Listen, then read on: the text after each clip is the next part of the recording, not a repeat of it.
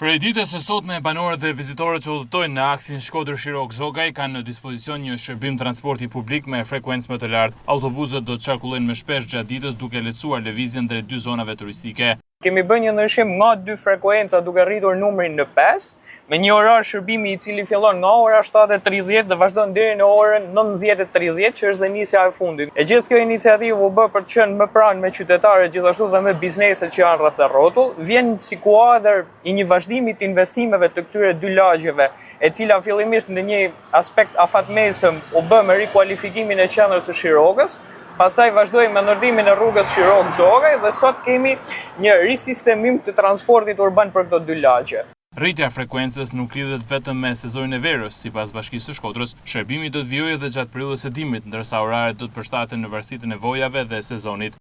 Ndryshimi i frekuencës nga 2 herë në 5 herë nuk është vetëm për gjatë sezonit veror, por është edhe për gjatë gjithë vitit. Por ne si sektor transportit, në drejtimin e Bashkisë Shkodër kemi vendosur 2 fasho kohore, duke filluar nga data 15 qershor deri me datën 15 shtator, janë oraret respektive që janë treguara në tabelë, ndërkohë që nga data 15 shtator deri me datën 14 qershor të vitit pasardhës, kemi një ridimensionim të orareve, por jo ndryshim të frekuencave.